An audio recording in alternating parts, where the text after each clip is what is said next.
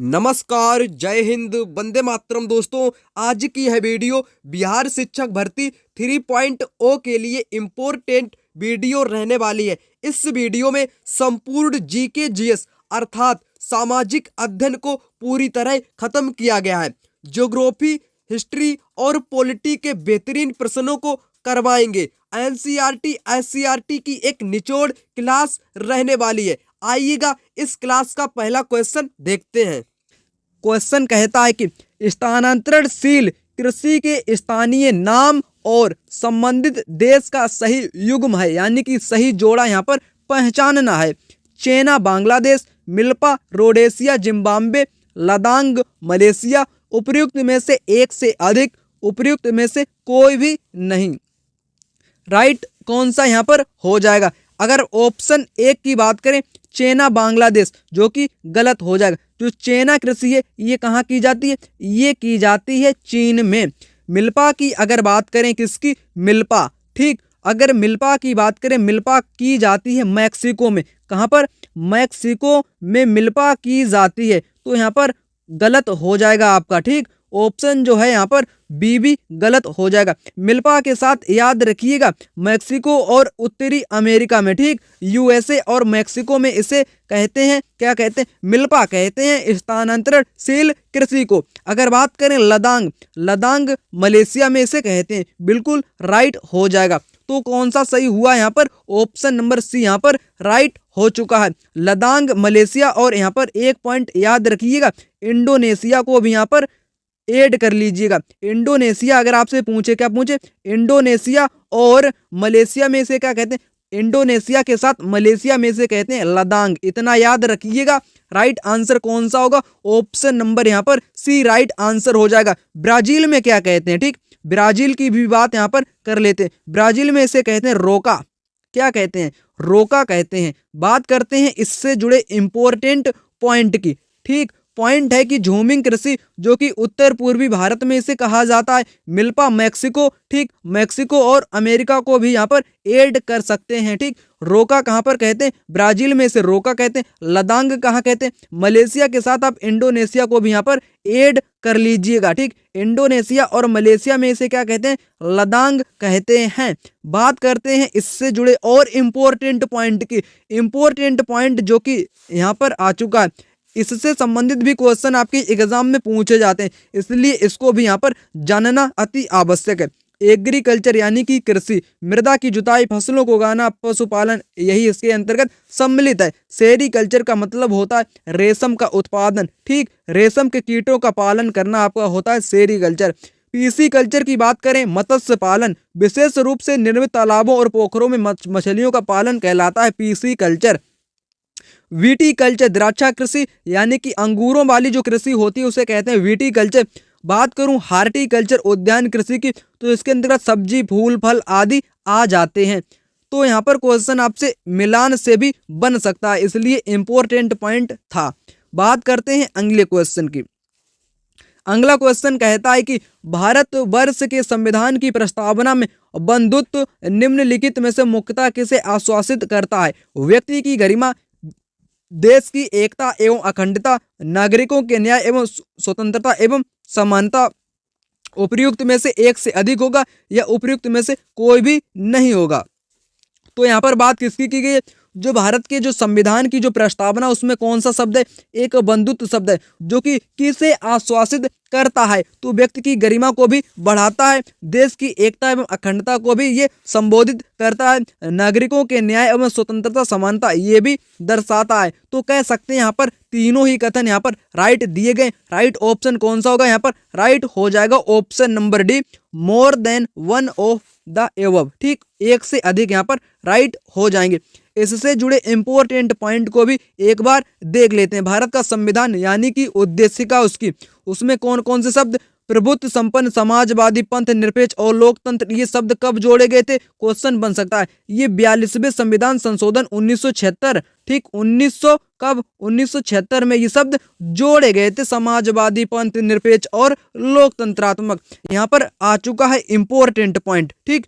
कौन सा point? Important बंधुता की यहाँ पर बात की गई, जो कि राष्ट्र की एकता, अखंडता और समता, ठीक, यही पॉइंट वहां पर दिखे थे। तो राइट आंसर कौन सा था यहाँ पर? राष्ट्र की एकता, अखंडता, समानता और गरिमा को बढ़ाते हैं। राइट आंसर कौन सा होगा दोस्तों? यहाँ पर वही वाले सभी आंसर वहां पर हो जाएंगे जो कि यहाँ पर लिखित यानी कि लिखा गया है।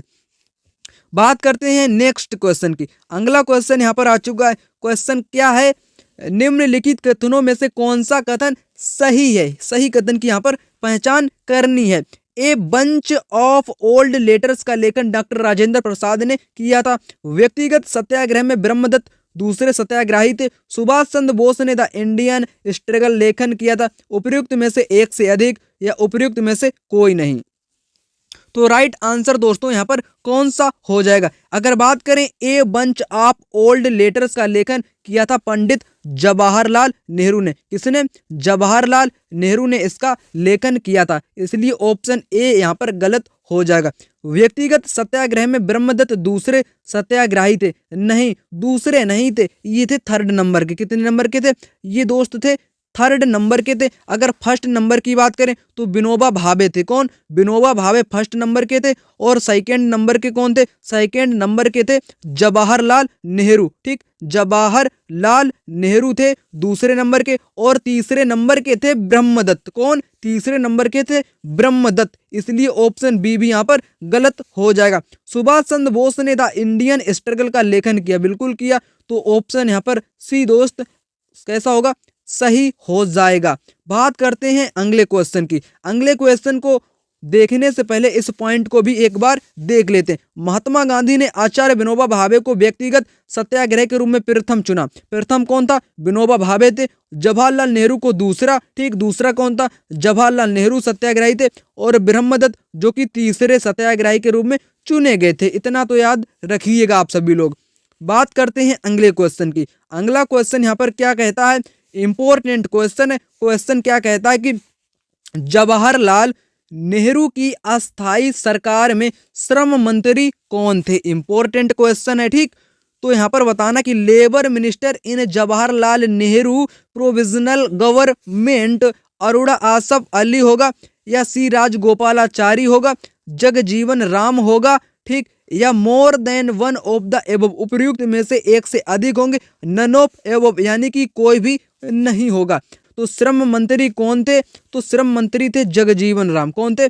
जगजीवन राम श्रम मंत्री थे। कौन? जगजीवन राम श्रम मंत्री थे। और भारत के पहले प्रधानमंत्री जवाहरलाल नेहरू थे। अगर बात करें होम मिनिस्टर की यानी कि गृह मंत्री की, सरदार वल्लभ भाई पटेल थे। ठीक, नेक्स्ट क्वेश्चन को जानने से पहले इससे जुड़े इंपॉर्टेंट पॉइंट को भी एक बार देख लेते हैं, क्योंकि क्वेश्चन आपसे यहाँ पर मिलान से भी बन सकता है। कैसा बन सकता है? मिलान से भी बन सकता है। एक तरफ विभाग दे दिया जाए और दूसरी तरफ उनके सदस्य यानी कि मंत्री के नाम दे दिए जाए, इसलिए इंपॉर्टेंट है ये। ठीक, तो पंडित जवाहरलाल नेहरू विदेशी मामले और राष्ट्रमंडल संबंधन, और सरदार वल्लभ भाई पटेल होम यानी कि गृह मंत्री, सूचना और प्रसारण के मंत्री थे।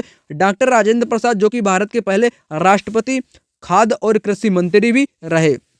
डॉक्टर जॉन मथाई उद्योग और आपूर्ति, जगजीवन राम श्रम मंत्री, सरदार बलदेव सिंह रक्षा मंत्री, ठीक, रक्षा मंत्री, और CH भाभा काम करता है खान और बिजली, लियाकत अली खान वित्त मंत्री, अब्दुल रब निस्तारी पोस्ट और एयर मंत्री, आसफ अली, ठीक, रेलवे और परिवहन मंत्री, सी राजगोपालाचारी शिक्षा और कला मंत्री। लेकिन शिक्षा के मंत्री कौन थे? मौलाना अब्दुल कलाम या मौलाना आजाद, ठीक, वो थे इससे पहले वाले, मतलब कि अंतरिम सरकार से पहले नहीं, अस्थाई। कौन सी? अस्थाई सरकार में कौन थे?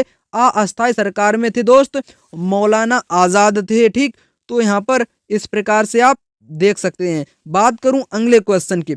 अगला क्वेश्चन क्या है? अगला क्वेश्चन कहता है कि 1938 में किसकी अध्यक्षता में राष्ट्रीय योजना समिति की स्थापना की गई थी? इंपॉर्टेंट क्वेश्चन है। डॉक्टर राजेंद्र प्रसाद या सुभाष चंद्र बोस, जवाहरलाल नेहरू। उपयुक्त में से एक से अधिक होगा यहाँ पर, यह उपयुक्त में से कोई भी नहीं, नॉन ऑफ द एबव। तो कौन सा यहाँ पर राइट आंसर हो जाएगा? किसकी यहाँ पर बात की गई? 1938 में किसकी अध्यक्षता में राष्ट्रीय योजना समिति की स्थापना हुई थी? राइट आंसर होगा option number C, Jawaharlal Nehru. क्या होगा? जवाहरलाल नेहरू यहाँ पर राइट आंसर हो जाएगा। ठीक, राष्ट्रीय योजना समिति की स्थापना हुई थी जवाहरलाल नेहरू की अध्यक्षता में। नेक्स्ट क्वेश्चन की बात करें, यहाँ पर अगला क्वेश्चन यहाँ पर आ चुका है जो कि इम्पोर्टेंट क्वेश्चन है। कैसा क्वेश्चन है? इम्पोर्टेंट क्वेश्चन है। इस क्वेश्चन से जुड़े इम्पोर्टेंट पॉइंट भी आपको बताए जाएंगे। ये क्वेश्चन 100% परीक्षा में पूछे जाने वाला क्वेश्चन है। इसको विभिन्न प्रकार से क्वेश्चन घुमा घुमा के पूछा जाने वाला क्वेश्चन है। तो चलिए इस क्वेश्चन को आपको बताते हैं। महासागरीय पर्पटी के मुख्य खनिज घटक क्या हैं? सिलिका और एल्यूमिना, सिलिका और निकेल, सिलिका और मैग्नीशियम, उपयुक्त में से एक से अधिक या उपयुक्त में से कोई भी नहीं। तो इसका जो राइट आंसर होगा ना, महासागरीय पर्पटी की यहाँ पर बात की गई। इसके मुख्य खनिज कौन कौन से होते हैं? सिलिका और मैग्नीशियम होते हैं। कौन कौन से? सिलिका और मैग्नीशियम। यहाँ पर राइट आंसर होगा ऑप्शन नंबर सी। ठीक, और इससे जुड़े इंपॉर्टेंट पॉइंट आपको बताते हैं। आपको मालूम होगा, क्या मालूम होगा, जो पृथ्वी की क्या होती है, जो पृथ्वी की जो परतें होती हैं, पृथ्वी की मुख्यतः 3 परतें होती है। ठीक, पहली परत कौन सी होती है? पर्पटी, पर्पटी पहली परत होती है। ठीक, और दूसरी कौन सी होती है? मेंटल होती है। ठीक, इतना तो आपको मालूम ही होगा। दूसरी होती है मेंटल, पहली होती है पर्पटी, और लास्ट वाली होती है क्रोड। ठीक ना, तो पर्पटी को कहते हैं सियाल। क्या कहते हैं? सियाल कहते हैं। इसे कहते हैं सीमा। क्या कहते हैं? इसे कहते हैं सीमा। और क्रोड को कहते हैं निफे। ठीक, क्या कहते हैं? निफे कहते हैं। सियाल जो पर्पटी होती है उसमें क्या पाया जाता है? उसमें सिलिका और एल्यूमिना पाया जाता है। यानी कि SI का मतलब होगा सिलिका और AL का मतलब होगा एल्यूमिना। तो आप समझ चुके होंगे पृथ्वी की पहली परत यानी कि पर्पटी में क्या पाया जाता है। क्वेश्चन आपसे बन सकता है कि पर्पटी के मुख्य घटक क्या है, यानी कि खनिज घटक क्या है, तब आप बताएंगे सियाल। ठीक, सियाल का मतलब सिलिका और एल्यूमिना। अगर मेंटल की बात करें, यानी कि महासागरीय पर्पटी भी इसी को कहते हैं, मेंटल को ही महासागरीय पर्पटी कहते हैं, याद कर लीजिएगा। ठीक, तो इसमें सीमा पाया जाता है। सीमा यानी कि SI का मतलब यहाँ पर क्या होगा? सिलिका हो जाएगा। MA का मतलब क्या होगा? मैग्नीशियम हो जाएगा। ठीक, जिसका यहाँ पर राइट आंसर था। तो सीमा, सिलिका और मैग्नीशियम। क्रोड की बात करें जिसमें क्या पाया जाता है? निफे। निफे का मतलब होगा निफे, निफे मतलब कि पहले का मतलब हो जाएगा यहाँ पर निकेल, और दूसरे का मतलब क्या होगा? फेरस। फेरस का मतलब होगा लोहा। ठीक, तो यहाँ पर कह सकते हैं जो क्रोड होता है उसमें निकेल और लोहा भारी मात्रा में पाया जाता है। पर्पटी में क्या पाया जाता है? सियाल, सिलिका, एल्यूमिनियम। मेंटल में सीमा, मतलब कि मैग्नीशियम और सिलिका। क्रोड में निकेल और लोहा। हमने आपको तीनों ही परत अच्छे ढंग से समझा दी है। तो राइट आंसर यहाँ पर कौन सा था? ऑप्शन नंबर सी था, सिलिका और मैग्नीशियम। इससे बनने वाले हर क्वेश्चन अब आप कर लोगे बिल्कुल आसान तरीके से। बात करते हैं अगले क्वेश्चन की। अगला क्वेश्चन कहता है कि भारत के खनिज तेल, पेट्रोलियम उत्पादक क्षेत्र और इसकी अवस्थितियों का सही युग्म है। ठीक, कौन सा जोड़ा यहाँ पर सही दिया गया है? सुरमा घाटी असम, लुनेज क्षेत्र गुजरात, केजी बेसिन बंगाल की खाड़ी, उपयुक्त में से एक से अधिक या उपयुक्त में से कोई भी नहीं। तो अगर राइट आंसर की यहाँ पर बात करें, किसके संबंध में बात करें? खनिज तेल यानी कि पेट्रोलियम उत्पादक क्षेत्र आपके यहाँ पर दिए गए हैं। तो राइट आंसर कौन सा यहाँ पर हो जाएगा? सुरमा घाटी जो कि असम राज्य में पड़ती है, जो कि पेट्रोलियम उत्पादक क्षेत्र के रूप में जानी जाती है, बिल्कुल सही यहाँ पर दिया गया। लुनेज क्षेत्र की बात करें जो कि गुजरात राज्य में पड़ती है, जो कि पेट्रोलियम के लिए काफी उत्पादक क्षेत्र मानी जाती है, ये भी यहाँ पर राइट दिया गया। केजी बेसिन जो कि बंगाल की खाड़ी, केजी बेसिन का मतलब होगा कृष्णा और गोदावरी। क्या होगा? कृष्णा और गोदावरी इसका मतलब हो जाएगा। क्या होगा? कृष्णा और गोदावरी इसका मतलब होगा। यहाँ पर ये भी राइट हो जाएगा। तीनों ही पॉइंट यहाँ पर राइट दिए गए। तो कौन सा राइट हो जाएगा? होगा यहाँ पर तो ऑप्शन नंबर डी यहाँ पर राइट होगा। More than one of the above, यानी कि एक से अधिक यहाँ पर राइट आंसर दिए गए हैं। तो राइट आंसर कौन सा? ऑप्शन नंबर डी यहाँ पर राइट हो जाएगा। बात करें यहाँ पर अगले क्वेश्चन की। ठीक, अगला क्वेश्चन यहाँ पर आ चुका है। क्वेश्चन कहता है कि निम्नलिखित में से कौन सा विकल्प पृथ्वी की सतह से शुरू होकर वायुमंडल की परतों का सही क्रम है? क्षोभ मंडल, समताप मंडल, मध्य मंडल, ताप मंडल, बहिर्मंडल। ऑप्शन बी कहता है कि क्षोभ मंडल होगा, उसके बाद मध्य मंडल, समताप मंडल, ताप मंडल, बहिर्मंडल, क्षोभ मंडल, मध्य मंडल, ताप मंडल। तो यहाँ पर कौन सा राइट हो जाएगा? राइट आंसर दोस्त आपका होगा ऑप्शन नंबर 1 यहाँ पर राइट हो जाएगा। ठीक, क्षोभ मंडल पहली परत, इसके ऊपर आपकी आती है समताप मंडल, के बाद में आती है मध्य मंडल, और उसके बाद आती है ताप मंडल, और उसके बाद आती है बहिर्मंडल। अब हम आपको बताएंगे एक एक परत के बारे में इम्पोर्टेंट पॉइंट जो कि परीक्षा में हर बार पूछा जाता है। तो चलिए, क्षोभ मंडल यहाँ पर राइट कौन सा था? राइट आपका था ऑप्शन नंबर 1 यहाँ पर राइट था। ठीक, तो अगर बात करें क्षोभ मंडल की, किसकी? ट्रोपोस्फेयर की बात करें क्षोभ मंडल की। क्षोभ मंडल में मौसम संबंधित सभी प्रकार की घटनाएं किस मंडल में होती है? क्षोभ मंडल में मौसम संबंधित घटनाएं होती हैं। इसकी ऊंचाई 14, 15, 16, 17, 18 तक मानी जाती है। ठीक, अगर बात करूं मैं समताप मंडल की, कितने की?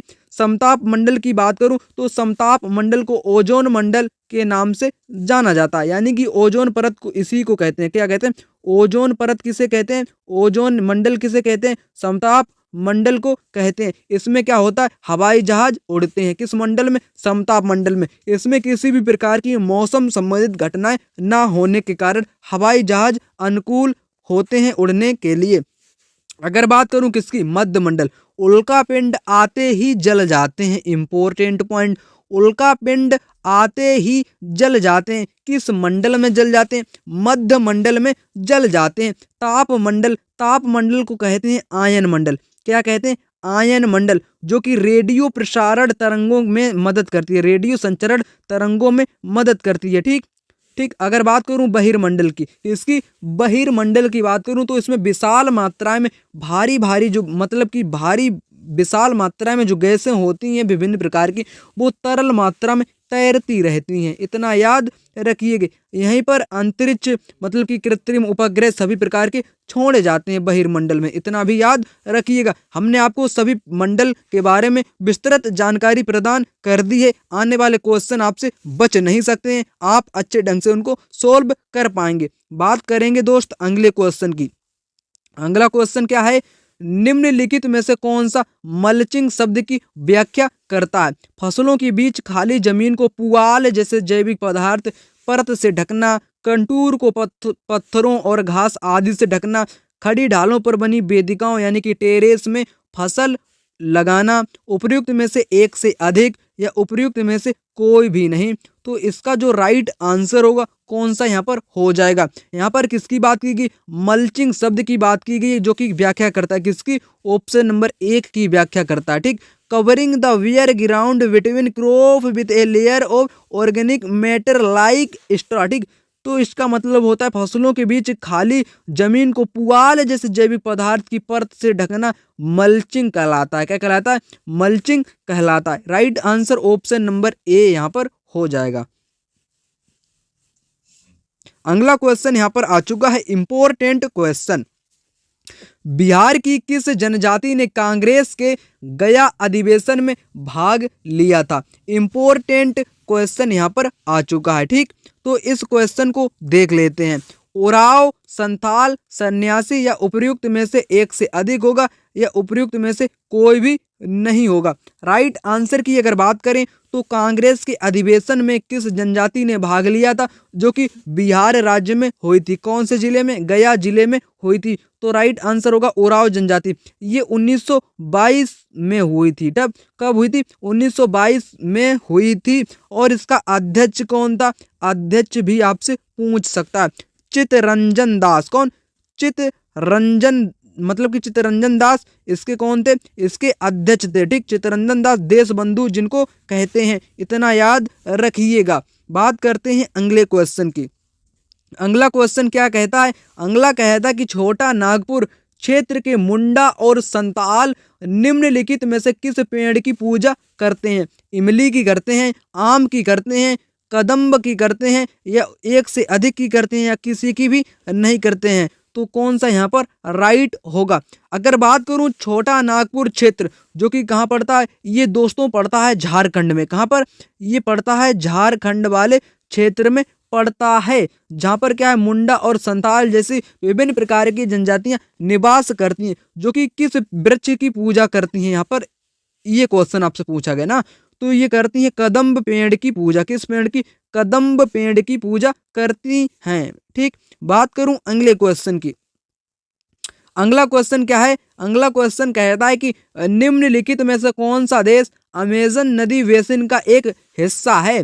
अर्जेंटीना है, चिली है, वेनेजुएला है, या एक से अधिक है, या कोई भी नहीं है?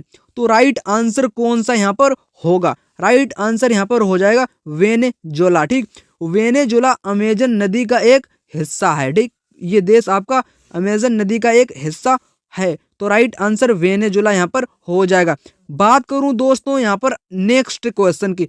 नेक्स्ट क्वेश्चन कहता है कि आकार और माप में समानता के कारण किस ग्रह को पृथ्वी का जुड़वा ग्रह कहा जाता है? Important question. मंगल को, बृहस्पति को, शुक्र को, या एक से अधिक को, या किसी को भी नहीं? राइट आंसर कौन सा होगा? राइट आंसर यहाँ पर हो जाएगा शुक्र। शुक्र को क्या कहा जाता है? पृथ्वी का जुड़वा ग्रह कहा जाता है। अगर आपसे पूछे क्या पूछे आपसे, अगर आपसे पूछे भोर का तारा किसे कहते हैं? कैसा तारा? भोर का तारा किसे कहते हैं? तो शुक्र को कहते हैं। अगर आपसे पूछे सांझ का तारा किसे कहते हैं? सांझ का तारा भी किसे कहते हैं? शुक्र को कहते हैं। चमकीला ग्रह किसे कहते हैं? कैसा ग्रह? चमकीला ग्रह किसे कहते हैं? तो आपको बताना पड़ेगा। शुक्र को चमकीला ग्रह कहते हैं। पृथ्वी की बहन किसे कहते हैं? पृथ्वी की बहन किसे कहते हैं? तो शुक्र को कहते हैं। शुक्र से संबंधित सभी इंपॉर्टेंट पॉइंट मैंने आपको यहाँ पर बता दिए हैं। बात करते हैं अगले क्वेश्चन की। अगला क्वेश्चन जो कि अत्यंत इंपॉर्टेंट क्वेश्चन आ चुका है यहाँ पर। निम्नलिखित में से किसकी खेती जायद के मौसम में की जाती है? तरबूजा, खीरा, ठीक, खरबूजा है वहां पर, खरबूजा, खीरा या तरबूज, उपयुक्त में से एक से अधिक या कोई भी नहीं? राइट आंसर की अगर बात करें जायद की फसल। ठीक, कैसी खेती? जायद की खेती, जो कि मौसमी खेती के अंतर्गत इसको रख सकते हैं। ठीक है, तो कैसे मौसम में की जाती है? जो इसकी जो फसलें होती हैं, तरबूजा भी आ जाएगा, खीरा यानी कि कुकुम्बर, मस्क मिलन, वाटर मिलन, ये सभी प्रकार की कृषि वहां पर की जाती है। किसमें? जायद में की जाती है। जायद की जो खेती होती है ना, जायद में चारा वाली कृषि भी आ जाती है। ठीक, कैसी कृषि? चारा वाली भी कृषि इसी के अंतर्गत आ जाती है, और सब्जी वाली भी कृषि इसी के अंतर्गत आ जाती है। तो जायद के अंतर्गत कौन कौन सी? चारा वाली फसलें और सब्जी वाली फसलें, तरबूजा, खरबूजा, खीरा, ककड़ी। ठीक है, इस प्रकार की कृषि भी आपकी जायद के अंतर्गत आ जाती है। अगर मैं आपको बताऊं रबी के अंतर्गत कौन कौन सी आएगी? किसके अंतर्गत? रबी के अंतर्गत तो गेहूं नोट कर लीजिएगा आप, गेहूं इसके अंतर्गत आ जाएगा। गेहूं, जौ, मटर, ठीक, मटर और चना, मटर, चना, जौ, गेहूं, और इसके अंतर्गत कौन सी आ जाएगी? इसके अंतर्गत राई। कौन सी? राई आप लोग जानते होंगे, राई यानी कि सरसों। ठीक, राई यानी कि सरसों इसके अंतर्गत आ जाएगी। रबी के अंतर्गत गेहूं, जौ, मटर, चना और राई, सरसों इत्यादि आ जाती हैं। अब बात करूं यहाँ पर खरीफ की। किसकी?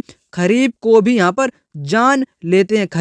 खरीफ के अंतर्गत कौन कौन सी फसलें आती हैं? इसके अंतर्गत धान यानी कि चावल कह सकते हैं, धान यानी कि चावल आ जाएगी इसके अंतर्गत। कपास इसके अंतर्गत आ जाएगा। क्या आ जाएगा? कपास इसके अंतर्गत आ जाएगा। और इसके अंतर्गत मैं बात करूं, किसकी बात करूं? बाजरे की बात कर लूं। ठीक, बाजरा इसके अंतर्गत आ जाएगा। मक्का किसके अंतर्गत आ जाएगा?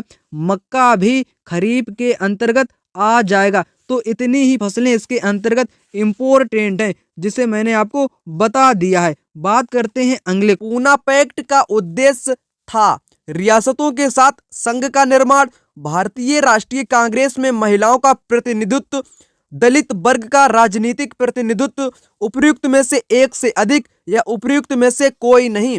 राइट आंसर कौन सा होगा यहाँ पर? राइट आंसर हो जाएगा यहाँ पर ऑप्शन नंबर 3। 3 क्या है? दलित वर्ग का राजनीतिक प्रतिनिधित्व इसका मुख्य उद्देश्य था। अगर आपसे एग्जाम में पूछा जाए, क्या पूछा जाए? पूना पैक्ट जो समझौता था ये कब हुआ था? ये हुआ था 24 सितंबर। कब? 24 सितंबर 1932 को हुआ था। किसके मध्य में हुआ था? महात्मा गांधी को याद रखिएगा। किसको?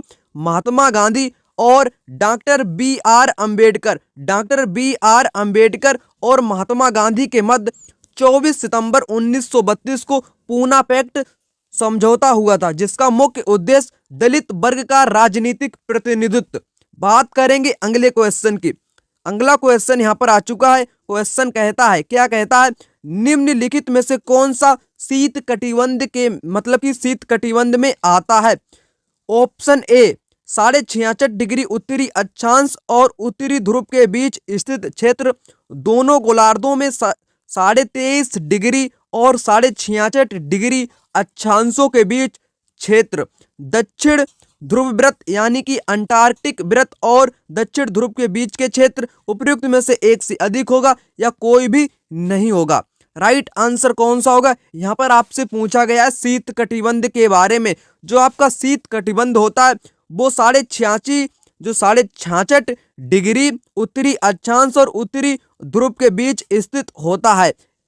यहाँ पर तीनों ही कथन कैसे दिए गए? बिल्कुल सही कथन दिए गए। इस चीज को आप मतलब कि चित्र के माध्यम से समझ सकते हैं। तो आइएगा वहां पर आपको समझाते हैं। यहाँ पर आप देख सकते हैं, क्या देख सकते हैं? यहाँ पर उत्तरी ध्रुव, ठीक, और यहाँ पर 66.5 डिग्री उत्तरी अक्षांश और उत्तरी अक्षांश यानी कि उत्तरी गोलार्ध और उत्तरी ध्रुव बीच के क्षेत्र कौन सा है? शीत कटिबंध क्षेत्र स्थित है। तो यहाँ पर कथन कैसा हुआ? राइट हो चुका है। अगर मैं बात कर लूं किसकी, 23.5 डिग्री उत्तरी गोलार्ध और 66.5 डिग्री उत्तरी गोलार्ध के बीच कैसा क्षेत्र है? वो भी शीत कटिबंध में ही आ जाएगा। अगर मैं बात करूं किसकी, दक्षिणी ध्रुव यानी कि अंटार्कटिक वृत्त, ये वाला आपका, ठीक, तो इसके मध्य कौन सा ये क्षेत्र स्थित है? शीत कटिबंध इसके मध्य भी स्थित है। तो राइट आंसर वहां पर सभी ऑप्शन हो जाएंगे। यहाँ पर कौन सा राइट हुआ? यहाँ पर राइट हो जाएगा उपयुक्त में से एक से अधिक। ए भी सही, बी भी सही और सी भी यहाँ पर सही हो जाएगा। बात करते हैं अगले क्वेश्चन की। अगला क्वेश्चन यहाँ पर आ चुका है, कहता है कि निम्नलिखित में से कौन सा देश नाटो का सदस्य है? Belgium, Canada, Denmark. उपयुक्त में से एक से अधिक या उपयुक्त में से कोई नहीं। आपके एग्जाम में 5 ऑप्शन इस प्रकार से दिए रहते हैं, उन्हीं में से आपको सही कथन की पहचान करनी होती है। तो यहाँ पर कैसा क्वेश्चन पूछा गया है? नाटो से संबंधित क्वेश्चन यहाँ पर पूछा गया है। एक बात और यहाँ पर आप नोट कर सकते हैं, आपके एग्जाम में जीके जीएस के जो क्वेश्चन पूछे जाते हैं उनमें क्या होता है कि अंतरराष्ट्रीय संगठन से भी क्वेश्चन पूछे जाते हैं। जैसे कि नाटो ले लीजिए आप, ठीक, संयुक्त राष्ट्र संघ से भी क्वेश्चन वहां पर पूछे जाते हैं, मुख्यालय से संबंधित क्वेश्चन पूछे जाते हैं। तो आप मतलब कि यहाँ पर बात करते हैं क्वेश्चन की, नाटो का सदस्य कौन है? Belgium, Canada, Denmark. ये तीनों ही देश संस्थापक देश माने जाते हैं नाटो के। जब नाटो की स्थापना हुई थी तो उस समय 12 इसके संस्थापक देश थे, ठीक। मैं बात कर लूं अगर नाटो की, ठीक, नाटो की स्थापना कब हुई? 8 अप्रैल। कब? 8 अप्रैल 1949 को इसकी स्थापना हुई थी। किसकी? नाटो की स्थापना 8 अप्रैल 1949 को हुई थी। कहां पर हुई थी? इसकी जो स्थापना हुई थी, ये मतलब कि इसका जो मुख्यालय है, अगर मुख्यालय हेड क्वार्टर आपसे पूछा जाए तो मुख्यालय आपको बताना है ब्रुसेल्स, यानी कि बेल्जियम में इसका मुख्यालय है। ब्रुसेल्स बेल्जियम में इसका मुख्यालय है, ठीक। मैं बात कर लेता हूं अगले क्वेश्चन की। अगला क्वेश्चन यहाँ पर आ चुका है, कहता है कि ऐतिहासिक दक्षिणापथ नामक क्षेत्र का विस्तार है। इतिहास से क्वेश्चन आपसे पूछा गया है। कहां से? इतिहास से क्वेश्चन आपसे पूछा गया है। ऐतिहासिक दक्षिणापथ नामक क्षेत्र का विस्तार विंध्याचल पर्वत श्रेणी से कृष्णा नदी के मध्य, विंध्याचल पर्वत श्रेणी से कावेरी नदी तक, सतपुड़ा पर्वत श्रेणी से नीलगिरी के मध्य। उपयुक्त में से एक से अधिक या उपयुक्त में से कोई नहीं। राइट आंसर यहाँ पर भी हो जाएगा उपयुक्त में से एक से अधिक। यहाँ पर किसकी बात की गई है? ऐतिहासिक दक्षिणापथ क्या होता है? यहाँ पर किससे संबंधित है? ये है मतलब कि जो कन्नौज का राजा था, कौन था? हर्षवर्धन। जो हर्षवर्धन राजा हुआ करता था, उसने जो शासन अपना किया था वो दक्षिणापथ में शासन चलाता था। मतलब कि दक्षिणापथ यानी कि दक्षिण भारत, मतलब कि इन सभी क्षेत्रों में विंध्याचल पर्वत श्रेणी से कृष्णा नदी तक, कावेरी नदी तक और नीलगिरी के मध्य और सतपुड़ा पर्वत श्रेणी, इन दोनों के मध्य उसका शासनकाल हुआ करता था। उसी से संबंधित क्वेश्चन है, तो यहाँ पर राइट आंसर सभी हो जाएंगे। मैं बात कर लेता हूं अगले क्वेश्चन की। अगला क्वेश्चन इंपॉर्टेंट क्वेश्चन, निम्नलिखित में से कौन सा बांध महानदी पर स्थित है? हीराकुंड बांध, दुधवा बांध, घुमरा पद्दर बांध या उपयुक्त में से एक से अधिक। कौन सा यहाँ पर राइट होगा? तो राइट आंसर की बात करूं तो महानदी, किस नदी की बात की गई? महानदी पर आपका हीराकुंड बांध स्थित है, दुधवा बांध भी स्थित है, घुमरापदर बांध भी स्थित है। तीनों ही यहाँ पर कैसे राइट हो जाएंगे? तो कौन सा ऑप्शन सही होगा? ऑप्शन यहाँ पर डी सही हो जाएगा, उपर्युक्त में से एक से अधिक। क्वेश्चन आपसे यहाँ पर बन सकता है मिलान करने से। कैसे बनेगा? अगर आपसे पूछा जाए हीराकुंड बांध कहाँ पर है, ये आपका है ओडिशा में। कहाँ पर? ओडिशा में आपका है हीराकुंड बांध। दुधवा बांध की बात करूं तो छत्तीसगढ़। कहाँ पर? छत्तीसगढ़ में आपका दुधवा बांध है, और घुमरापदर बांध भी आपका छत्तीसगढ़ में ही है। तो याद रखिएगा, स्थान से संबंधित क्वेश्चन भी एग्जाम में पूछे जाते हैं। बात कर लेता हूं अगले क्वेश्चन की। अगला क्वेश्चन यहाँ पर आ चुका है। ठीक, निम्नलिखित में से कौन सा कथन सही है? वर्ष 2011 की जनगणना के अनुसार सिक्किम की जनसंख्या 6 लाख थी। क्षेत्रफल की दृष्टि से उत्तर प्रदेश भारत का सबसे बड़ा राज्य है। भारत का क्षेत्रफल विश्व के क्षेत्रफल का 2.6% है। उपर्युक्त में से एक से अधिक होगा या उपर्युक्त में से कोई नहीं होगा। तो चलिए इसको देख लेते हैं। मैं बात करूं, अगर वर्ष 2011 की जनगणना के अनुसार सिक्किम की कुल आबादी कितनी थी? 6 लाख थी। बिल्कुल राइट कथन यहाँ पर दिया गया है।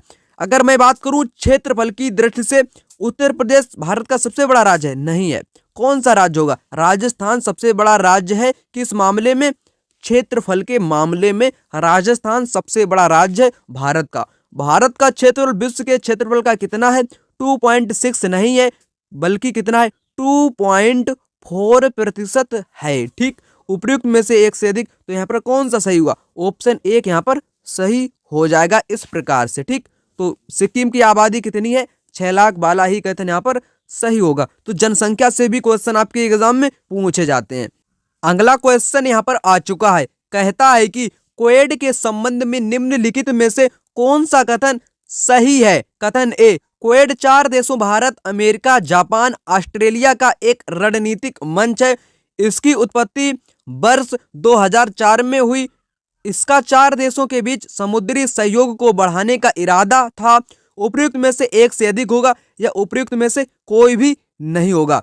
तो राइट आंसर की बात करें, क्वेड, क्वेड का मतलब होता है 4 देशों का समूह, जिसके अंतर्गत भारत, अमेरिका, जापान, ऑस्ट्रेलिया एक रणनीतिक मंच है। तो कथन ए कैसा होगा? सही हो जाएगा। इसकी जो स्थापना हुई थी वर्ष 2004 में हुई थी, जब हिंद महासागर में भूकंप आ गया था, उसी के कारण इसकी उत्पत्ति की गई है। तो कथन बी भी यहाँ पर राइट हो जाएगा। अगर मैं बात करूं क्वेड के मुख्यालय की, हेडक्वार्टर की बात करूं, तो इसका कोई भी मुख्यालय स्थायी नहीं है। ठीक, याद रखिएगा। इसका 4 देशों के बीच समुद्री सहयोग को बढ़ाने का इरादा है। कौन कौन से देश? Bharat, America, Japan, Australia. तो तीनों ही कथन यहाँ पर सही दिए गए हैं। तो राइट कौन सा होगा? राइट होगा option number D, more than one of the above. उपर्युक्त में से एक से अधिक यहाँ पर राइट हो जाएगा। मैं बात कर लेता हूं अगले क्वेश्चन की। अगला क्वेश्चन क्या कहता है? कौटिल्य किस स्थान में राजनीति विज्ञान और अर्थशास्त्र के प्राध्यापक थे? नालंदा विश्वविद्यालय में कह सकते हैं, ठीक, या पाटलिपुत्र में, या तक्षशिला में, या उपर्युक्त में से एक से अधिक। कौन सा सही होगा? कौटिल्य यानी कि चाणक्य की यहाँ पर बात की गई है। ठीक, राजनीति विज्ञान और अर्थशास्त्र के प्राध्यापक रहे थे। तो कौन सा स्थान था? वो स्थान दोस्तों था कौन सा? तक्षशिला। तक्षशिला में वो रहे थे अर्थशास्त्र के प्राध्यापक। कौटिल्य के द्वारा लिखी गई पुस्तक का नाम क्या है? अगर आपसे एग्जाम में पूछा जाए कौटिल्य के द्वारा लिखी गई पुस्तक का नाम है अर्थशास्त्र। क्या नाम है? अर्थशास्त्र इनकी पुस्तक का नाम है। ठीक, जो कि चंद्रगुप्त मौर्य के दरबारी कवि कह सकते हैं इनको। इन्होंने अर्थशास्त्र नामक पुस्तक लिखी, जिसका संबंध राजनीति से, किससे है? राजनीति से इसका संबंध है। कई विद्यार्थी समझेंगे कि इसका संबंध, जब इन्होंने अर्थशास्त्र नामक पुस्तक लिखी है तो इसका संबंध अर्थशास्त्र से ही होगा। ऐसा नहीं है, इसका संबंध राजनीति विज्ञान से है। मैं बात कर लेता हूं अगले क्वेश्चन की। अगला क्वेश्चन कहता है कि सतलुज और काली नदियों के बीच स्थित हिमालय के भाग को निम्नलिखित में से किस नाम से जाना जाता है? ज्योग्राफी का इंपॉर्टेंट क्वेश्चन है, ठीक ना। तो इसका कौन सा राइट आंसर होगा? कुमायूं हिमालय होगा, असम हिमालय, नेपाल, उपर्युक्त में से एक से अधिक या कोई भी नहीं। तो यहाँ पर किसकी बात की गई है? सतलुज और काली नदियों के बीच का जो भाग है हिमालय में, उसको किस नाम से जानते हैं? उसको जानते हैं कुमायूं के नाम से। कुमायूं हिमालय के नाम से उसे जानते हैं। राइट आंसर होगा ऑप्शन नंबर 1। आगे क्वेश्चन आप यहाँ पर आ चुका है। अगला क्वेश्चन कहता है, क्या कहता है, निम्नलिखित में से कौन सा स्थानांतरित कृषि का स्थानीय नाम है? बेवर, दहिया, पोदू, उपयुक्त में से एक से अधिक या उपयुक्त में से कोई नहीं। इंपॉर्टेंट क्वेश्चन, कई बार एग्जाम में पूछा गया क्वेश्चन है, ठीक ना। और यहाँ से कई प्रकार के क्वेश्चन भी बनते हैं, उन सभी क्वेश्चन को मैं आपको यहाँ पर बताऊंगा। मैं बात करूं अगर बेबर की, ठीक, स्थानीय नाम ही है किसका? स्थानांतरित कृषि का। बेबर इसे कहते हैं एमपी में, ठीक। बेवड़ भी आपको कहीं पर नजर आ जाए तो बेबर या बेवड़ की बात करें तो एमपी यानी कि मध्य प्रदेश में इसको कहते हैं घुमत्तू खेती यानी कि स्थानांतरितशील कृषि को। दहिया भी कहाँ कहते हैं? एमपी में ही कहते हैं। पोदू की बात करूँ तो आंध्र प्रदेश, कहाँ पर? आंध्र प्रदेश में इसे कहते हैं पोदू। तो कौन सा राइट हुआ? सभी राइट हो गए यहाँ पर, ठीक। स्थानीय नाम इसके हैं। मैं बात कर लेता हूं अगर वैश्विक स्तर पर अगर आपसे पूछा जाए स्थानांतरित कृषि को, झूम जो कृषि है उत्तर पूर्वी भारत में इसे क्या कहते हैं? उत्तर पूर्वी भारत में इसे कहते हैं झूमिंग कृषि या झूम कृषि, ठीक। मैक्सिको की बात करूं, ठीक, मैक्सिको में इसे क्या कहते हैं? मैक्सिको में इसे कहते हैं मिल्पा। मैक्सिको में इसे कहते हैं मिल्पा। मैक्सिको के साथ याद रखिएगा किसे? उत्तरी अमेरिका को, यानी कि यूएसए में भी इसको कहते हैं मिल्पा। इंपॉर्टेंट है पॉइंट, ठीक। अगर इंडोनेशिया और मलेशिया की बात करें, किसकी? इंडोनेशिया, यहां पर लिख देता हूं, इंडोनेशिया के साथ मलेशिया की बात करें, किसकी? इंडोनेशिया के साथ मलेशिया की बात करें, तब आपको क्या बताना है? तब आपको बताना है इसे कहते हैं लादांग। क्या कहते हैं? लादांग कहते हैं। एग्जाम में पूछा गया क्वेश्चन है, मिलान से संबंधित क्वेश्चन है। इंडोनेशिया और मलेशिया में इसे लादांग कहते हैं। ब्राजील में क्या कहते हैं? क्वेश्चन कई बार रिपीट हुआ है तो ये भी इंपॉर्टेंट बनता है। ब्राजील में इसे कहते हैं रोका। क्या कहते हैं? ब्राजील में इसे कहते हैं रोका। हमने आपको सभी प्रकार के इंपॉर्टेंट पॉइंट यहाँ पर बता दिए हैं। बात करते हैं अगले क्वेश्चन के। अगला क्वेश्चन बिहार स्पेशल क्वेश्चन, ठीक। बिहार में 1781 के विद्रोह के बारे में निम्नलिखित में से कौन सा कथन सही है? यह जमींदारों द्वारा किया गया विद्रोह था या किसानों द्वारा किया गया विद्रोह था? अंग्रेज बिना किसी परेशानी के विद्रोह को कुचलने में सफल रहे? उपयुक्त में से एक से अधिक? कौन सा यहाँ पर राइट होगा? मैं बात करूं अगर 1781 के विद्रोह की, ठीक, तो इसका नेतृत्व चैत सिंह महाराजा ने किया था, ठीक। तो ये जो विद्रोह था ये जमींदारों द्वारा किया गया एक विद्रोह था, ठीक। ये किसानों के द्वारा किया गया विद्रोह नहीं था, जबकि किसके द्वारा किया गया था? ये जमींदारों के द्वारा विद्रोह किया गया था और इसमें किसान भी सम्मिलित हो चुके थे, तो कह सकते हैं किसान द्वारा भी विद्रोह किया गया था। अंग्रेज बिना किसी परेशानी के विद्रोह को कुचलने में सफल रहे। वारेन जो हेस्टिंग्स था उसको यहाँ पर जान अपनी जोखिम में डालनी पड़ी थी, ठीक। तो कह सकते हैं कुचलने में तो वो सफल रहे, मतलब कि कुचलने में तो वो सफल रहे। तीनों ही कथन यहाँ पर राइट दिए गए, तो कौन सा सही होगा? उपयुक्त में से एक से अधिक यहाँ पर राइट हो जाएगा, ऑप्शन नंबर डी। बात करते हैं अगले क्वेश्चन की। अगला क्वेश्चन क्या कहता है? कहता है कि उत्तरी भारत में शीतकाल में उपजाई जाने वाली चावल की फसलों के स्थानीय नाम क्या हैं? शीतकाल में अमन, अगहनी, ओम, अमन, साली, अगहनी, अमन, औस, साली। उपयुक्त में से एक से अधिक या कोई भी नहीं? कौन सा यहाँ पर राइट होगा? अगर उत्तर भारत की बात करें, शीतकाल यानी कि सर्दी के मौसम में जो खेत में जो फसल उपजाई जाती है, जो चावल की कृषि होती है, कैसी कृषि? चावल की जो फसल होती है उसके स्थानीय नाम क्या होते हैं? उसके जो स्थानीय नाम होते हैं ना, उसके होते हैं अमन, साली और अगहनी। कौन सा यहाँ पर सही होगा? ऑप्शन बी यहाँ पर सही होगा। अमन, साली और अगहनी, अमन, साली एंड अगहनी उसके स्थानीय नाम होते हैं। आगे आइएगा, इस क्वेश्चन को भी देख लेते हैं। क्वेश्चन कहता है, क्या कहता है? निम्नलिखित में से कौन सा विद्रोह आंदोलन लंबी दाढ़ी रखने पर कर लगाए जाने के कारण हुआ था? लंबी दाढ़ी रखने के कारण से कौन सा विद्रोह हुआ था? फराजी, पागलपंथी या बहावी? या उपयुक्त में से एक से अधिक होगा या कोई भी नहीं होगा? तो लंबी दाढ़ी रखने पर जो कर लगाए जाने के कारण जो विद्रोह उत्पन्न हुआ था उस विद्रोह का नाम था बहावी आंदोलन, ठीक। क्या नाम था? बहावी विद्रोह या बहावी आंदोलन उसका नाम था। अगर आपसे एग्जाम में पूछा जाए जो बहावी आंदोलन है वो कब शुरू किया गया था, वो जो शुरू किया गया था 1820 में शुरू किया गया था। कब? 1820 में ये सक्रिय हुआ था। अगर संस्थापक की बात करें कि इसका जो बहावी आंदोलन का जो संस्थापक था, जो मुखिया था, ये शुरुआत करने वाला जो व्यक्ति था, उसका नाम क्या था? वो व्यक्ति था रायबरेली का रहने वाला था सैयद अहमद। कौन? सैयद अहमद उस व्यक्ति का नाम है। तो व्यक्ति भी याद रखिएगा, 1820 भी याद रखिएगा। मैं बात करूं यहां पर अगले क्वेश्चन की। अगला क्वेश्चन कहता है कि इनमें से कौन सा समाचार पत्र न्यू इंडिया से संबंधित थे या थी? महात्मा गांधी, एनी बेसेंट, सुरेंद्रनाथ बनर्जी, उपयुक्त में से एक से अधिक या कोई भी नहीं।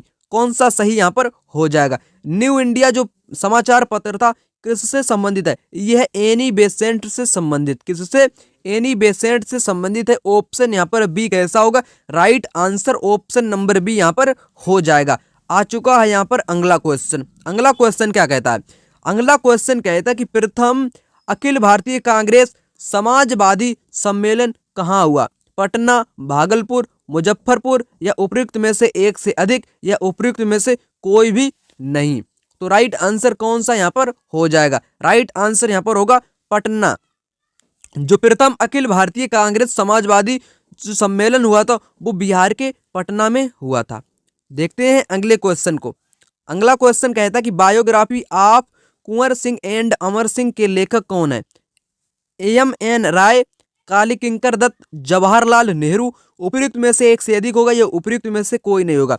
एम.एन. राय होगा या कालिंकर दत्त होगा, जवाहरलाल नेहरू, कौन सा यहाँ पर राइट होगा? राइट की बात करें किसकी?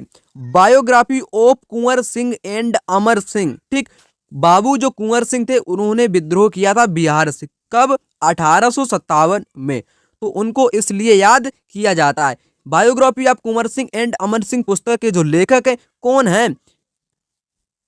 ऑप्शन बी यहाँ पर राइट होगा, काली किंकर दत्त उनके लेखक हैं। बात करता हूं अगले क्वेश्चन की।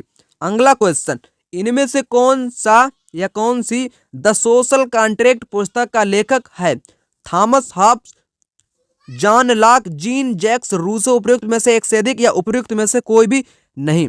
तो यहाँ पर कौन सा है द सोशल कॉन्ट्रैक्ट पुस्तक का लेखक? कॉन्ट्रैक्ट है यहाँ पर, क्या है? द सोशल कॉन्ट्रैक्ट पुस्तक का लेखक हो जाएगा जीन जैक्स रूसो। कौन? जीन जैक्स रूसो यहाँ पर हो जाएगा। आ चुका है अगला क्वेश्चन। अगला क्वेश्चन कहता है कि अमेजन बेसिन में एक बड़े मकान को क्या नाम से जाना जाता है जिसकी छत तिरछी खड़ी होती है? ठीक, या तिरछी ढाल वाली होती है। मैनियोक, मलोका, कसाबा या उपयुक्त में से एक से अधिक या उपयुक्त में से कोई भी नहीं। तो कौन सा यहाँ पर राइट आंसर होगा? राइट आंसर की अगर बात करें, राइट आंसर की बात करें तो मलोका कहते हैं। कैसी छत होनी चाहिए?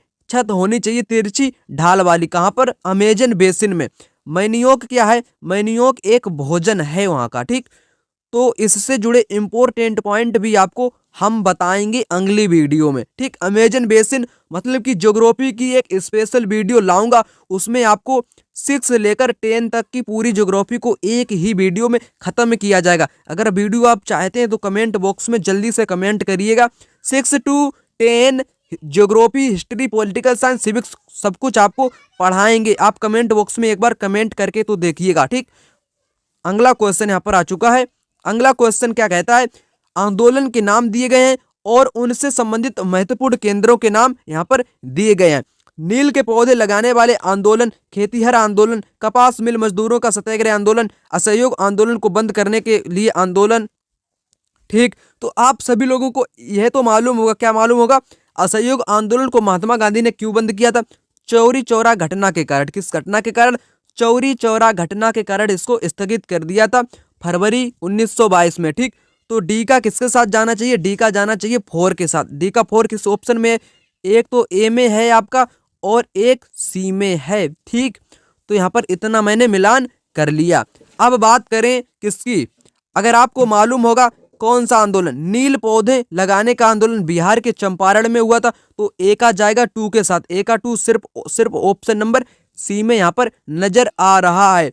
मैं बात कर लेता हूँ बी की। बी जो हुआ था ये खेतीहर आंदोलन, ये खेड़ा कपास मिल वाला हुआ था अहमदाबाद में। तो यहाँ पर ऑप्शन नंबर जो सी है वो कैसा है, वो राइट आंसर यहाँ पर हो जाएगा। स्थान पर बीजी तिलक ने होम रूल लीग की स्थापना 1916 में की थी। इंपॉर्टेंट क्वेश्चन, पूना, बंबई, नागपुर उपर्युक्त में से एक से अधिक या उपर्युक्त में से कोई भी नहीं। राइट आंसर यहाँ पर हो जाएगा पुणे। पुणे नामक स्थान पर बीजी तिलक यानी कि बाल गंगाधर तिलक ने होम रूल लीग की स्थापना वर्ष 1916 में की थी। पुणे में एक जगह थी, उस जगह का क्या नाम था, उस जगह का नाम था बेलगांव।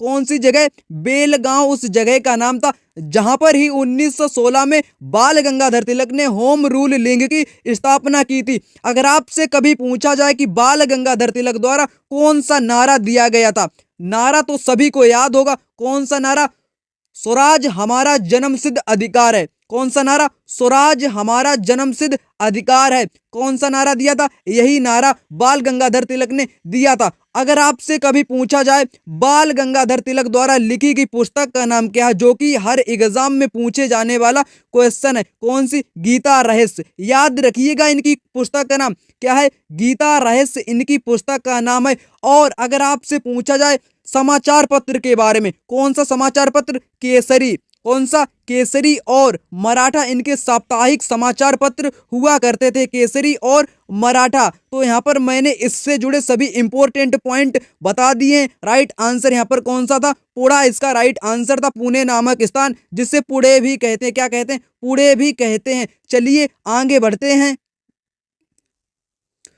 अगला क्वेश्चन कहता है कि खिलाफत आंदोलन का प्रारंभ किसने किया था। अबुल कलाम आजाद, फखरुद्दीन अली अहमद, मोहम्मद अली जिन्ना, अली बंधु, इनमें से कोई नहीं, यानी कि इनमें से कोई नहीं या एक से अधिक। तो राइट आंसर यहाँ पर कौन सा हो जाएगा। अगर बात करूं मैं खिलाफत आंदोलन की प्रारंभ करने वाले व्यक्ति का नाम क्या था, उस व्यक्ति का नाम था अली बंधु। अली बंधु दरअसल दो व्यक्तियों को संयुक्त नाम से पुकारा जाने वाला एक नाम है। अली बंधु कौन थे, ये दो भाई थे। पहला भाई का नाम क्या था, मोहम्मद अली जौहर। मोहम्मद अली जौहर पहला भाई था। और दूसरे भाई की अगर बात करूं तो शौकत अली। कौन, शौकत अली दूसरा था। इन्हीं दोनों को क्या कहते हैं, अली बंधु कहते हैं। इन्हीं दोनों ने खिलाफत आंदोलन प्रारंभ किया था। कब हुआ था ये दोस्तों, 1919 में प्रारंभ हुआ था खिलाफत आंदोलन। इतना ही आप सभी लोग याद रखिएगा। बात करते हैं अगले क्वेश्चन की। क्वेश्चन नंबर 3 यहाँ पर आ चुका है। कहता है कि द व्हील ऑफ हिस्ट्री नामक पुस्तक किसने लिखी थी। ठीक, राजेंद्र प्रसाद, मंदसौर आलम, मोहम्मद अली जिन्ना, राम मनोहर लोहिया, इनमें से नहीं या एक से अधिक। कौन सा यहाँ पर राइट आंसर होगा। यहाँ पर बात की गई है द व्हील ऑफ हिस्ट्री। इसकी लेखन जो कार्य किया था उनका नाम क्या था, उनका नाम था राम मनोहर लोहिया। क्या नाम था, राम मनोहर लोहिया ने द व्हील ऑफ हिस्ट्री नामक पुस्तक लिखी। बात करते हैं अगले क्वेश्चन की। अगला क्वेश्चन यहाँ पर आ चुका है। क्वेश्चन नंबर 4, अनहैप्पी इंडिया किसकी पुस्तक है। सुरेंद्र नाथ बनर्जी, लाला लाजपत राय, महात्मा गांधी, सत्येंद्र नाथ टैगोर या इनमें से कोई नहीं। राइट आंसर यहाँ पर कौन सा हो जाएगा। इंपॉर्टेंट क्वेश्चन है। अनहैप्पी इंडिया की अगर बात करें तो अनहैप्पी इंडिया किसके द्वारा लिखी गई पुस्तक है। ये जो पुस्तक दोस्तों लिखी गई है, ये लिखी गई है किसके द्वारा, लाला लाजपत राय। किसके द्वारा, लाला लाजपत राय द्वारा लिखी गई पुस्तक है। तो राइट आंसर यहाँ पर होगा ऑप्शन नंबर बी, मतलब कि लाला लाजपत राय यहाँ पर राइट आंसर हो जाएगा। महात्मा गांधी की बात करूं, महात्मा गांधी ने कौन सी पुस्तक लिखी है, क्या लिखी है, the history of my experiment with truth, इन्होंने पुस्तक लिखी है। और एक पुस्तक याद रखिएगा, हिंद स्वराज। हिंद स्वराज आपकी एनसीईआरटी में दी गई है, इसलिए इंपॉर्टेंट है। ठीक, हिंद स्वराज किसने पुस्तक लिखी है, महात्मा गांधी ने हिंद स्वराज पुस्तक लिखी है, इतना याद रखिएगा। बात करते हैं अगले क्वेश्चन की। अगला क्वेश्चन, क्वेश्चन नंबर 5, बंगाल को मुगल साम्राज्य से अलग करके एक प्रसिद्ध स्वतंत्र राज्य बनाया था। किसने बनाया था, मुर्शिद कुली खां, शहादत खान, सरफराज खान, निजाम उल मुल्क। ठीक, इनमें से कोई नहीं या इनमें से एक से अधिक। तो राइट आंसर यहाँ पर हो जाएगा आपका मुर्शिद कुली खां। कौन, मुर्शिद कुली खान ने मतलब कि बंगाल राज्य की स्थापना की थी। अक्सर क्वेश्चन आपसे पूछा जाता है कि बंगाल की स्थापना किसने की थी, तब आपको बताना पड़ेगा मुर्शिद कुली खान ने ही बंगाल की स्थापना की थी। वास्तविक यानी कि बंगाल का जो स्वतंत्र संस्थापक माना जाता है वास्तविक, वो माना जाता है मुर्शिद कुली खान को। बात करते हैं अगले क्वेश्चन की। अगला क्वेश्चन यहाँ पर आ चुका है, कहता है कि 1857 के विद्रोह में फैजाबाद से किसने नेतृत्व किया था। आपको बताना चाहता हूं कि जो आपका एग्जाम होता है उसमें जो सोशल साइंस यानी कि जीके जीएस के जो क्वेश्चन पूछे जाते हैं, ज्यादातर क्वेश्चन कहां से पूछे जाते हैं, आंदोलन से संबंधित ज्यादातर क्वेश्चन पूछे जाते हैं। आंदोलन और पुस्तक से संबंधित क्वेश्चन पूछे जाते हैं। ठीक, यानी कि आधुनिक भारत से ज्यादातर क्वेश्चन देखने को मिलते हैं। अगर आप कमेंट बॉक्स में कमेंट करेंगे तो मैं सिर्फ 2 या 4 दिन में आधुनिक भारत को पूरी तरह से खत्म कर दूंगा। तो चलिए इस क्वेश्चन को पहले देख लेते हैं। ठीक ना, तो क्वेश्चन आपका इंपॉर्टेंट है। अगर बात करूं मैं 1857 के विद्रोह की, 1857 का जो विद्रोह है ये कहां से प्रारंभ हुआ था, ये दोस्तों कहां से प्रारंभ हुआ था, ये 10 मई, कब, 10 मई थी उस दिन। ठीक, 10 मई मेरठ, ठीक 10 मई को मेरठ से यह आंदोलन प्रारंभ हुआ था। अगर मैं बात करूं फैजाबाद की, ठीक,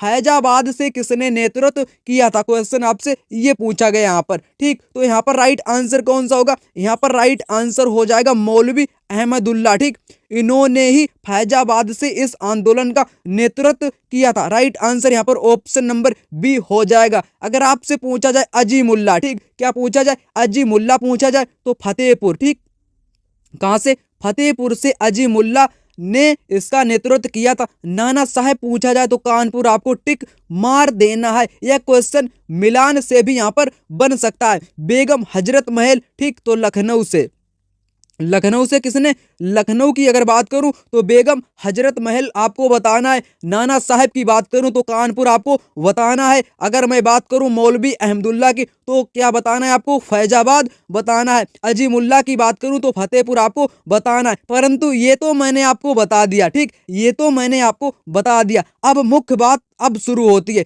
लेकिन क्वेश्चन आपसे बिहार राज्य से भी संबंधित पूछे जाते हैं। ठीक, तो क्वेश्चन यहां से बन सकता है कि 1857 में बिहार से किसने नेतृत्व किया था, बिहार से। ठीक, तो बिहार की अगर मैं बात कर लूं, किसकी, बिहार की बात कर लूं तो जगदीश, ठीक, जगदीशपुर नामक स्थान यानी कि बिहार से किसने नेतृत्व किया था, कुंवर सिंह ने, कुंवर सिंह ने नेतृत्व किया था। ठीक, इंपॉर्टेंट व्यक्ति थे कुंवर सिंह, एक जमींदार व्यक्ति थे। ठीक ना, जो जगदीशपुर है आपका वहीं से इन्होंने नेतृत्व किया, तो जो कि वर्तमान आरा डिस्ट्रिक्ट में पड़ता है, इतना याद रखिएगा। तो बिहार से भी क्वेश्चन बन सकता है। नेक्स्ट क्वेश्चन यहां पर आ चुका है, क्वेश्चन नंबर 7।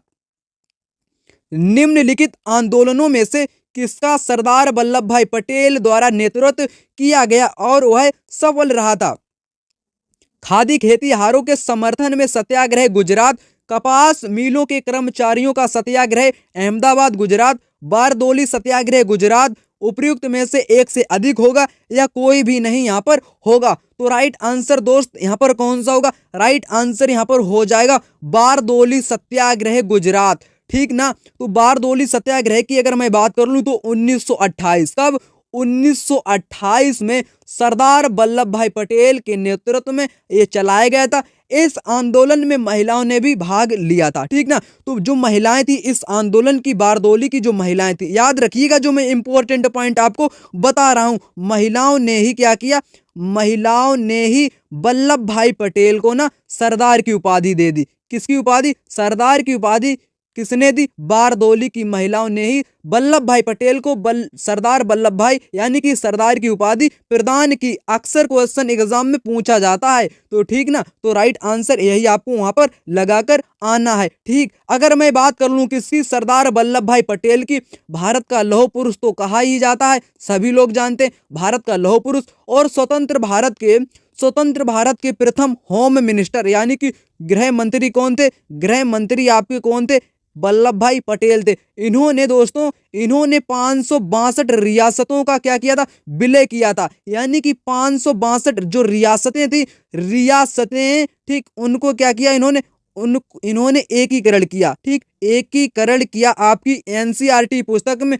562 का उल्लेख है। तभी हम आपको बता रहे हैं इंपॉर्टेंट पॉइंट, एनसीईआरटी पुस्तक में कितनी का उल्लेख है, 562 जो रियासतें हैं छोटी और बड़ी, ठीक, इनमें कैसी शामिल है, छोटी भी और बड़ी भी। अगर मैं सिर्फ मुख्य तौर पर बात करूं तो 465 ही रियासतें मानी जाती हैं, परंतु आप याद रखिएगा एनसीईआरटी पुस्तक के अनुसार 562, ठीक। तो राइट आंसर कौन था यहाँ पर, राइट आंसर बारदौली सत्याग्रह 1928, याद रखिएगा। बात करूं यहाँ पर अगले क्वेश्चन की, अगला क्वेश्चन नंबर है यहाँ पर 8। वह महिला स्वतंत्रता सेनानी कौन थी जो स्वतंत्रता आंदोलन की वयोवृद्ध महिला के रूप में विख्यात थी? अरुणा आसफ अली, गुलाब कौर, बिस्नी देवी शाह, उपयुक्त में से एक से अधिक या उपयुक्त में से कोई भी नहीं होगा। तो राइट आंसर कौन सा होगा यहाँ पर, राइट आंसर यहाँ पर हो जाएगा ऑप्शन नंबर 1, अरुणा आसफ अली, ठीक ना। अरुणा आसफ अली जो कि स्वतंत्रता सेनानी एक महिला थी, जिनको क्या कहा जाता है, वयोवृद्ध महिला कहा जाता है, ठीक ना। तो वयोवृद्ध महिला किसे कहा जाता है, अरुणा आसफ अली को वयोवृद्ध महिला कहा जाता है। क्यों कहा जाता है, 1942 में क्या हुआ था, भारत छोड़ो आंदोलन, ठीक ना। भारत छोड़ो आंदोलन में ही इनको कौन सी उपाधि दे दी गई थी, वयोवृद्ध महिला की उपाधि, द ग्रैंड ओल्ड वुमेन की उपाधि किसे दे दी गई, अरुणा आसफ अली को दे दी गई। इतना याद रखिएगा। एक बात और यहाँ पर नोट कर लीजिएगा आप सभी लोग, वयोवृद्ध महिला की बात करूं तो आपको बताना है अरुणा आसफ अली। अगर पुरुष की बात कर लूं, ठीक है, तो दादा भाई नौरोजी, कौन, दादा भाई जो नौरोजी हैं उनको क्या कहा जाता है, ग्रैंड मैन, ठीक, मतलब कि भारत का वयोवृद्ध पुरुष कहा जाता है। और महिला आपको मैंने बता ही दिया, अरुणा आसफ अली। तो सब कुछ आपका कन्फर्म हो चुका है। बात करते हैं अगले क्वेश्चन की। अगला क्वेश्चन यहाँ पर है क्वेश्चन नंबर 9। ऊर्जा के स्रोत जो कार्बन उत्सर्जन में वृद्धि नहीं करते हैं वे शामिल है, यानी कि जो कार्बन का उत्पादन नहीं करते हैं या वृद्धि नहीं करते हैं वो आपको पहचानने हैं। सौर सेल, पवन चक्कियां, नाभिकीय ऊर्जा संयंत्र उपयुक्त में से एक से अधिक होगा या उपयुक्त में से कोई भी नहीं होगा। क्या सौर सेल क्या कार्बन उत्पन्न करता है, नहीं करता है, तो कैसा होगा, सही हो जाएगा। पवन चक्कियां क्या कार्बन उत्पन्न करती हैं, नहीं करती हैं, सही हो जाएगा। नाभिकीय ऊर्जा संयंत्र क्या कार्बन उत्सर्जन में वृद्धि करते हैं, नहीं करते हैं, सही हो जाएगा। तो राइट आंसर कौन सा होगा यहाँ पर, राइट आंसर होगा उपयुक्त में से एक से अधिक, ठीक, ऑप्शन नंबर डी यहाँ पर राइट आंसर हो जाएगा। एक बात और यहाँ पर मैं आपको बताना चाहता हूँ कि जो आपके जीके जीएस में जो क्वेश्चन पूछे जाते हैं दोस्तों, उसमें पर्यावरण से संबंधित क्वेश्चन भी पूछे जाते हैं, ठीक ना, पर्यावरण, ठीक है, पर्यावरण यानी कि इन्वायरमेंट से भी क्वेश्चन आपके एग्जाम में पूछे जाते हैं। कम से कम आप बता दूं यहाँ पर 8 से 9 क्वेश्चन तो आपको देखने को जरूर से जरूर मिलेंगे, ठीक ना। तो उसकी भी मैं ही तैयारी आपको पूरी की पूरी करवाऊंगा, अंत समय तक करवाऊंगा, ठीक। राइट आंसर कौन था यहाँ पर, ऑप्शन नंबर डी यहाँ पर राइट था। बात करूं यहाँ पर क्वेश्चन नंबर 10 की, इस आंदोलन के प्रभाव में आकर बिहार के लोगों ने चौकीदार कर देने से इनकार कर दिया था। किस आंदोलन के प्रभाव में आकर, असहयोग आंदोलन, सविनय अवज्ञा आंदोलन, भारत छोड़ो आंदोलन, एक से अधिक कोई भी नहीं। कौन सा राइट है दोस्त, यहाँ पर राइट होगा, यहाँ पर कौन सा राइट हो जाएगा, यहाँ पर ऑप्शन नंबर बी, सविनय अवज्ञा आंदोलन, ठीक ना। सविनय अवज्ञा आंदोलन के प्रभाव में आकर जो बिहार के लोग थे उन्होंने चौकीदार जो कर है वो देने से मना कर दिया था। सविनय अवज्ञा आंदोलन 1930, ठीक, 12 मार्च 1930, ठीक, 12 मार्च की तारीख 1930 को महात्मा गांधी ने सविनय अवज्ञा आंदोलन की शुरुआत की थी। असहयोग आंदोलन 1920 में, ठीक, अगस्त 1920 में असहयोग आंदोलन और सविनय अवज्ञा आंदोलन 1930 में, और भारत छोड़ो आंदोलन 8 अगस्त 1942 को, ठीक, 8 अगस्त 1942 को भारत छोड़ो आंदोलन। सब कुछ मैंने यहाँ पर भी आपको क्लियर बता दिया, ठीक। चौरी चौरा घटना के कारण असहयोग आंदोलन को स्थगित महात्मा गांधी ने कर दिया था 1922 में, ठीक, गोरखपुर में घटना हो गई थी, वो भी याद रखिएगा, ठीक। तो हमने यहाँ पर सब कुछ बता दिया है। बात करेंगे इसके राइट आंसर की, राइट आंसर कौन था यहाँ पर, सविनय अवज्ञा आंदोलन के कारण चौकीदार कर देने से इनकार कर दिया था बिहार के लोगों ने। बिहार स्पेशल से संबंधित क्वेश्चन है, ठीक। बात करूं यहाँ पर नेक्स्ट क्वेश्चन की, क्वेश्चन नंबर 11। आहार श्रृंखला में शाखान्वित श्रृंखला को कहा जाता है आहार तंत्र, आहार स्तर, आहार जाल, उपयुक्त में से एक से अधिक या उपयुक्त में से कोई भी नहीं। तो राइट आंसर यहाँ पर होगा ऑप्शन नंबर सी, आहार जाल कहते हैं, ठीक ना। आहार श्रृंखला को क्या कहते हैं, आहार जाल ही कहते हैं, ठीक। यहाँ पर क्वेश्चन नंबर आ चुका है 12। किस अंग्रेज सैन्य अधिकारी जनरल ने झांसी की रानी को यह कहते हुए श्रद्धांजलि दी थी कि यहाँ वह औरत सोई हुई है जो विद्रोहियों में एकमात्र मर्द थी। इंपॉर्टेंट कथन है, फैक्ट समझ लीजिए इस क्वेश्चन को।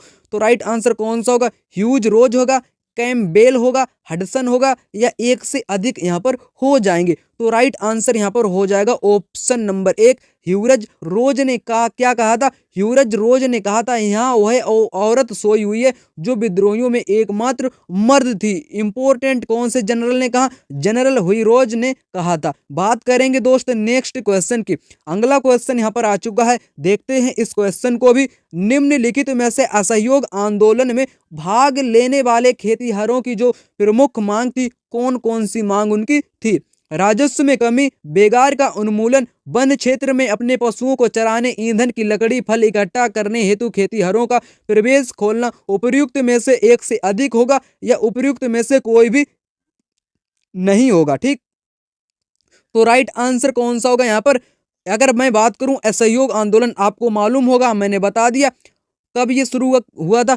मतलब कि अगस्त 1920 में ये आंदोलन आपका शुरू हुआ था। ठीक ना, महात्मा गांधी ने इस आंदोलन को शुरू किया था। भाग लेने वाले जो खेतीहर थे, जो ग्रामीण क्षेत्र के लोग थे, जो किसान थे, उनकी जो प्रमुख मांग थी वो राजस्व में कमी की भी मांग थी। ठीक है, बेगार का उन्मूलन भी उनकी मांग थी। बेगार का मतलब यह होता है कि किसी से मजदूरी करवा लेना और उसके बदले में उसको किसी भी प्रकार का धन नहीं देना, उसे ही कहते हैं बेगार। ठीक ना, तो उस समय बेगार प्रचलित था। ठीक, तो उसका उन्मूलन की मांग की गई, ये भी यहाँ पर राइट होगा। वन क्षेत्र में अपने पशुओं को चराने और ईंधन के लिए लकड़ी और फल इकट्ठा करने के लिए खेतीहरों का प्रवेश खोलना, ये भी वो लोग चाहते थे। तो सभी यहाँ पर कैसे होंगे? राइट आंसर यहाँ पर होगा ऑप्शन नंबर डी, उपर्युक्त में से एक से अधिक यहाँ पर राइट आंसर हो जाएगा। बात करूं अगले क्वेश्चन की। अगला क्वेश्चन है क्वेश्चन नंबर 14, निम्नलिखित में से कौन जंगल में आहार श्रृंखला का प्रतिनिधित्व करता है? पादप, हिरण, शेर, पादप, मेढक, सांप, पादप, खरपतवार, मछली। उपर्युक्त में से एक से अधिक, उपर्युक्त में से कोई भी नहीं। ठीक, तो राइट आंसर कौन सा होगा? ऑप्शन नंबर 1 यहाँ पर राइट होगा। कैसे होगा वो भी मैं आपको समझाऊंगा। ठीक, तो यहाँ पर बात किसकी की गई? आहार श्रृंखला का जो प्रतिनिधित्व करता है वो करता है पादप। ठीक, पादप का मतलब समझ लीजिए एक प्रकार से घास। ठीक है, घास को कौन खाएगा? घास को दोस्तों खाएगा हिरण। ठीक है, हिरण को कौन खाएगा? हिरण को खाएगा शेर। तो समझ चुके होंगे आप, आहार श्रृंखला का प्रतिनिधित्व करता है ऑप्शन 1। और सभी यहाँ पर पादप को मेढक नहीं खाएगा। ठीक, गलत होगा। मेढक को सांप खा लेगा, ये तो बात यहाँ पर ठीक थी। ठीक है, पादप, खरपतवार, मछली यहाँ पर गलत हो जाएंगे। ठीक ना, तो इस प्रकार से आपकी एक जो आहार श्रृंखला होती है एक दूसरे पर निर्भर होती है, इतना याद रखिएगा ना। राइट आंसर यहाँ पर होगा। हमने आपको बताया था कि पर्यावरण से संबंधित क्वेश्चन, मतलब कि आहार श्रृंखला से संबंधित भी क्वेश्चन यहाँ पर पूछे जाते हैं। तो बढ़ते हैं अगले क्वेश्चन की तरफ। अगला क्वेश्चन क्या है? क्वेश्चन नंबर 15, किसने कहा अपनी राष्ट्रीय पहचान की उपेक्षा भारत की समस्याओं का मूलभूत कारण है? तो कौन सा कारण यहाँ पर है? किसने ये कथन कहा था? दीनदयाल उपाध्याय, केशव बलिराम हेडगेवार, माधव सदाशिव गोलवालकर। उपर्युक्त में से एक से अधिक या उपर्युक्त में से कोई भी नहीं। राइट आंसर होगा यहाँ पर ऑप्शन नंबर 1, दीनदयाल उपाध्याय ने क्या कहा? अपनी राष्ट्रीय पहचान की अपेक्षा भारत की समस्याओं का मूलभूत कारण है। किसने कहा? दीनदयाल उपाध्याय ने कहा।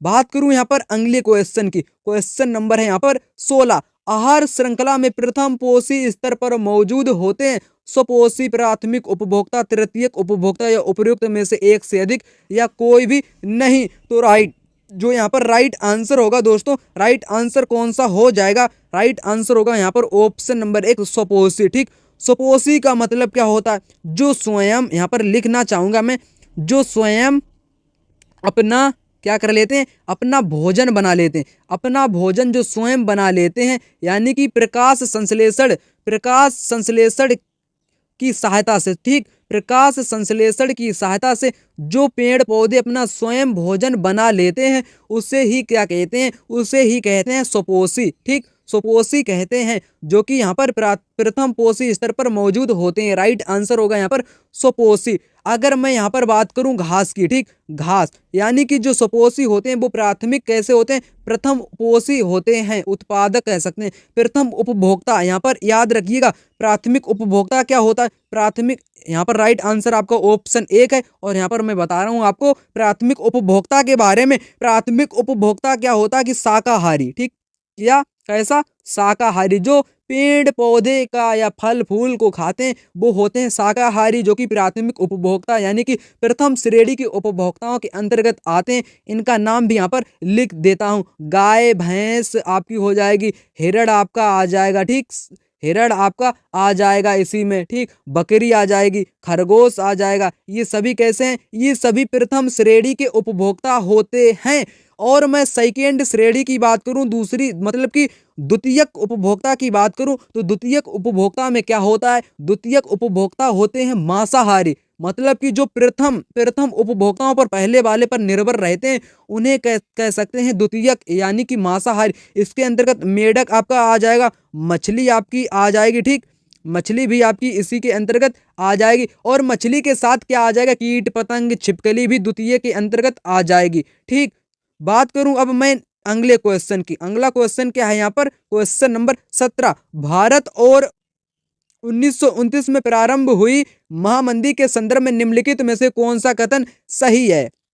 मंदी ने भारतीय व्यापार को प्रतिकूल रूप से प्रभावित किया। मंदी ने भारतीय खेतीहरों, किसानों, आयात एवं निर्यात को प्रतिकूलता से प्रभावित किया। मंदी का भारत पर प्रभाव संकेत करता कि 20वीं सदी के प्रारंभ में विश्व में अर्थव्यवस्था कैसे एकीकृत हो गई थी। उपयुक्त में से एक से अधिक होगा या उपयुक्त में से कोई भी नहीं होगा। राइट आंसर यहाँ पर होगा ऑप्शन नंबर डी। यहाँ पर बात की गई है 1929 में आर्थिक महामंदी आ गई थी, वैश्विक स्तर पर भी आ गई थी और भारत में भी आ चुकी थी, जो कि मंदी ने भारतीय व्यापार को मतलब कि प्रतिकूल तरीके से प्रभावित करना शुरू कर दिया था। और किसान और जो खेतीहर किसान थे उनके आयात निर्यात को भी उन्होंने प्रभावित किया, ठीक। और भारत की बात करूं तो भारत में प्रभाव का संकेत करता है कि 20वीं शताब्दी के प्रारंभ में विश्व अर्थव्यवस्था को कैसे एकीकृत होने लगी, ठीक। ये भी यानी कि सभी यहाँ पर राइट आंसर हो जाएंगे ना। तो यहाँ पर एक बात मैं आपको बताना चाहता हूँ कि जो ये क्वेश्चन आपका पूछा गया, ये कहाँ से पूछा गया, तो यहाँ पर नोट कर सकते हैं आप। ये कक्षा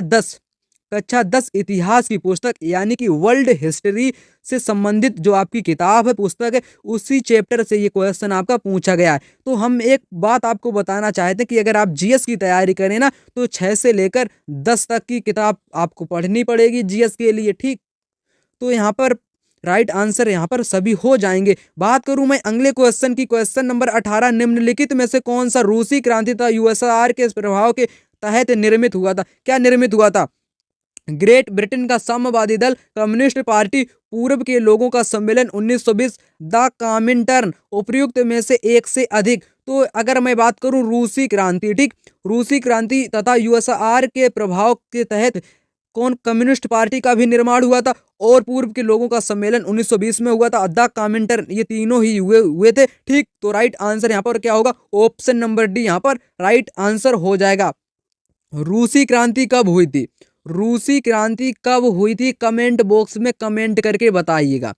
कमेंट बॉक्स में कमेंट करके सभी लोग बताएंगे, ठीक ना। तो रूस की जो क्रांति हुई थी वो कब हुई थी, इंपॉर्टेंट क्वेश्चन है, बन सकता है एग्जाम में, ठीक। कमेंट बॉक्स में बताइएगा।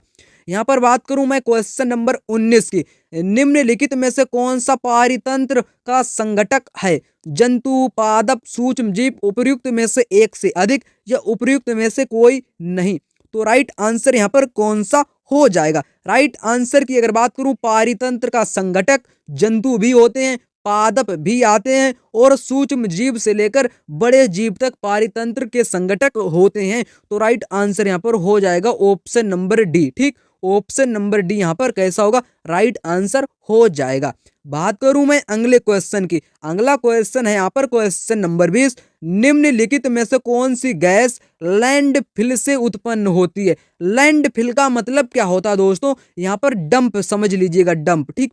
डंप यानी कि जो कचरा जहां पर इकट्ठा किया जाता है या डंप किया जाता है उसी को कह सकते हैं लैंडफिल, ठीक है। तो उससे कौन सी गैस उत्पन्न होती है, सल्फर डाइऑक्साइड, मीथेन, तरल पेट्रोलियम गैस उपयुक्त में से एक से अधिक होगा या कोई भी नहीं होगा।